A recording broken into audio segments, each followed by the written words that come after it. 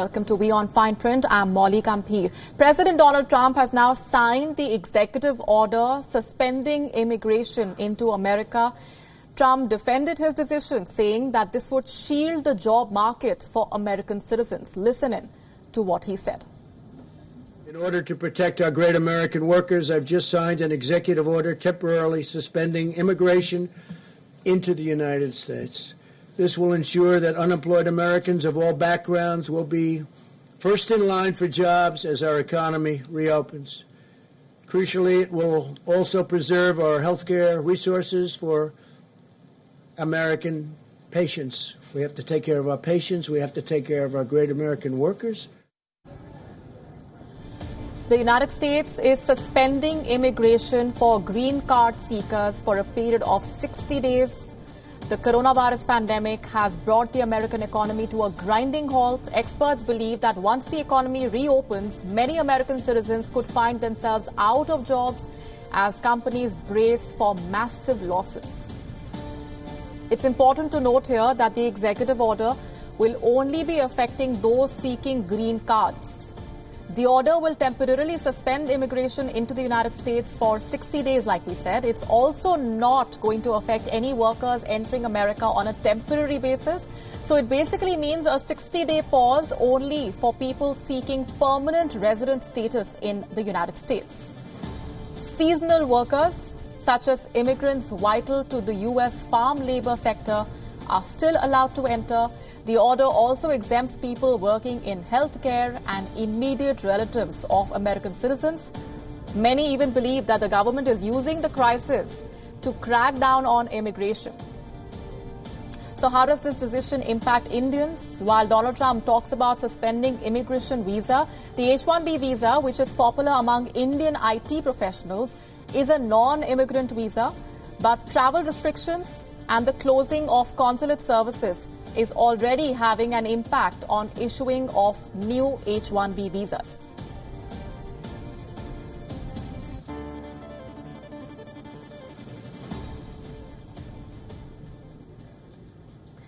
Joining us live on the broadcast this minute is our correspondent Simon Marks from Washington, D.C. Hi, Simon. The list of exemptions telling us a different story, and many have been calling this decision by the American president more of a political move in this election year.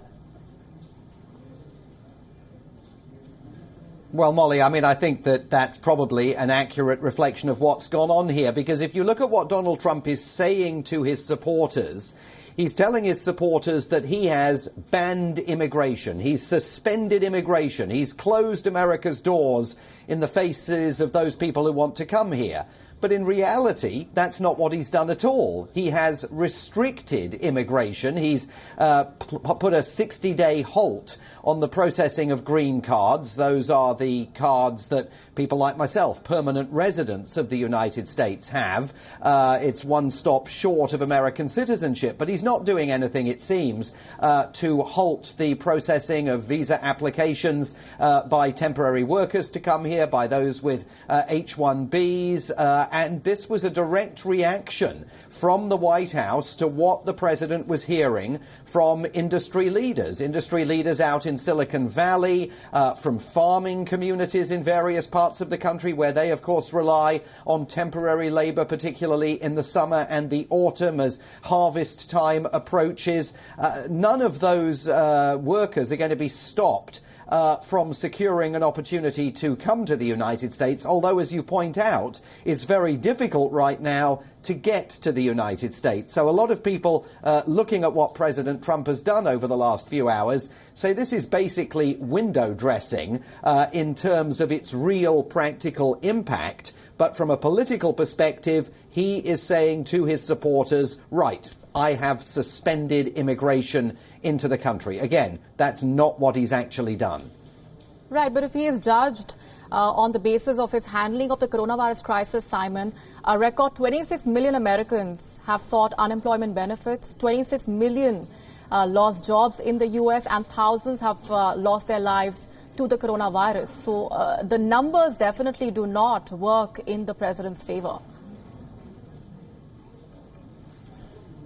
Well, and numbers are on his mind here today, because just a couple of hours ago we got the latest unemployment benefits numbers, and within the last week another 4.4 million Americans have signed on for unemployment benefits for the first time. That takes the total number of unemployed to north of 26 million in the United States, and we know that the real number is higher than that, because there are people that don't sign on for unemployment benefits, or that are in some cases not allowed to do so. President Trump's response to that is that he has injected an enormous amount of money into economic stimulus. There's another $300 billion going into the payroll protection program, which should help some of those people who have already claimed unemployment benefits, because companies here that get money from the payroll protection program, it's designed to protect the number of employees they have for 2.5 months. But it also means that any employees they have furloughed over the course of the last few weeks or laid off, who may be claiming unemployment benefits,